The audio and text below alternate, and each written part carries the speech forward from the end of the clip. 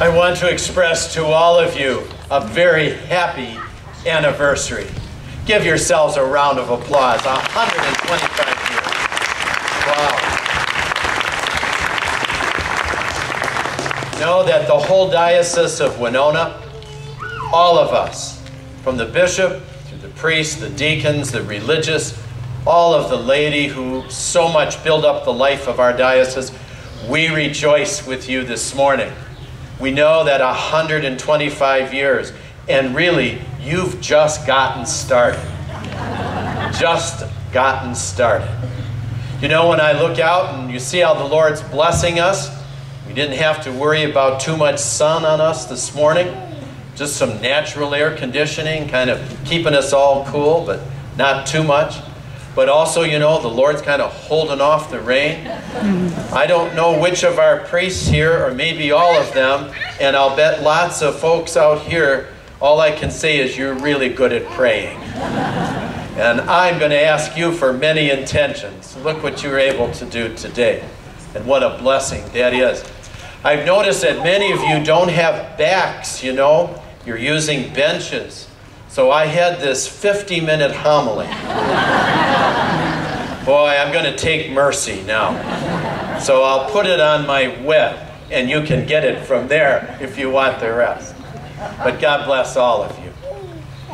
You know, when I was growing up, my brother Georgie and my sister and I would often put together these large puzzles. Sometimes, you know, 2,000 pieces. Maybe you do that in your families too. And you know, when you begin, you try and study the box and figure out the picture. And then you always look for the straight edge pieces. And you make sure you can get those in place. And then you try and match some colors, figuring these must go together. Well, you know, over the years as we would do this, what I found out is there's times when I would get kind of frustrated and I'd try and push pieces together. And then, you know, other members of my family, they'd have to come and put them in the right spot. I also learned that I couldn't do that whole puzzle by myself. All of us working together finally got it completed. But you know, one year, my brother kept saying, I don't think there's enough pieces. And as we were getting closer to finishing it, sure enough, there was a piece missing. Well, you know, my brother says, let's write and get another free puzzle. Today you would have said, let's get a lawyer. But then we said, it's got to be here. And we did a big search. You know, you look in the refrigerator, under beds, down in the cushions, and we still couldn't find it. And then we said, can you believe it? Here's a defective puzzle. Then my brother had this big smile right on his face. And then we knew he was up to something. And sure enough, he pulls that last piece out of his pocket. And we said, why'd you hide it? He said, I wanted to finish it. Well, you know, life is much that way as we assemble the pieces. And we need each other. None of us can put together a life of faith or understand our church, the mystery of God's presence, the power of His sacraments, all alone. And as we grow throughout our life, we're always putting more pieces together. And you know, every once in a while, we may get a little frustrated, and we try and force some things together. But we have each other. And we have Christ in our midst, who helps us to put those pieces in the right place.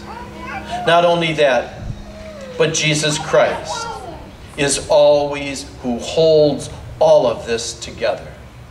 Jesus Christ is at times the missing piece. He's present, but we don't see Him. We think the piece is somewhere else. Yet Jesus holds this world, this universe, and this parish together. And each of our lives, He holds us in love.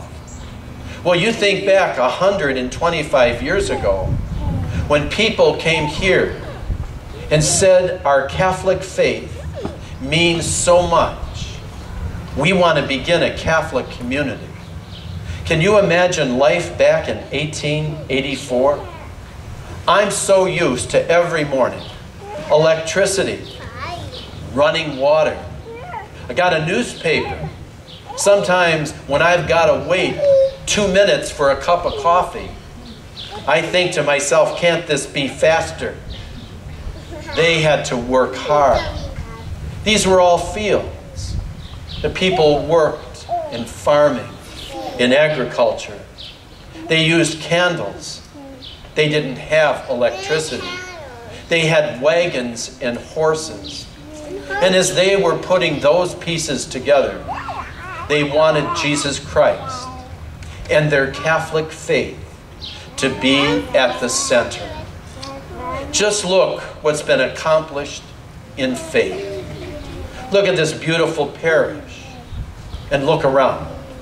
You see men and women and children, generations of faith, because in 1884, people just like you and me believed Jesus Christ is the way and the truth and the life. They believed in Him and wanted Him the center of their community and the center of their families. Well, you know, I give thanks, as you do today, for all of those men and women and all the generations. Began with Father Prior, Bishop Grace, who allowed this parish to be built and to be named St. John the Baptist. He prepared the way for Christ. May all of us prepare Christ's way in the world. Be His witnesses. Jesus tells us how to do that in the gospel. He says, don't get weighed down with the world. Don't take too much. Don't let things begin to pull you down. He says, make Jesus Christ, make me the center.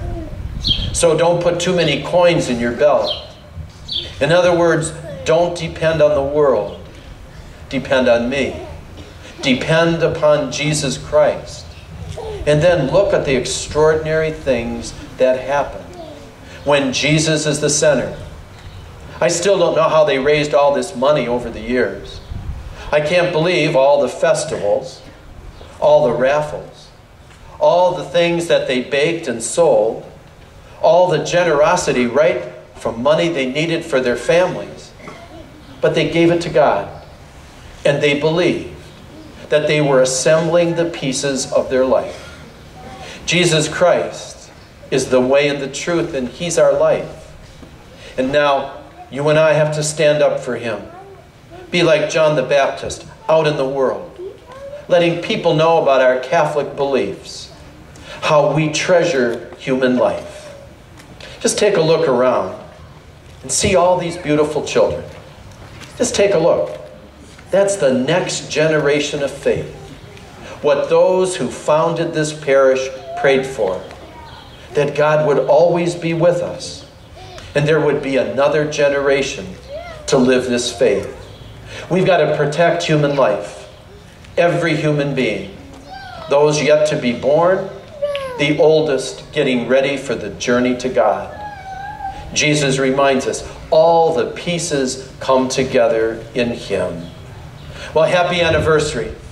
Be like John the Baptist. Be firm in the faith. Follow the firmness of those who went before us.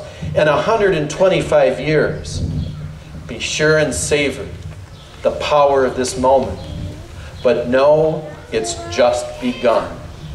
Well, you know, every time my brother would then try and put together a puzzle with us, we would always say to him, Georgie, empty your pockets. We want to put it together ourselves. We don't need to look for any pieces. We have Jesus Christ in our midst. Happy anniversary. And at least 125 more to build this community of faith with Christ in our midst.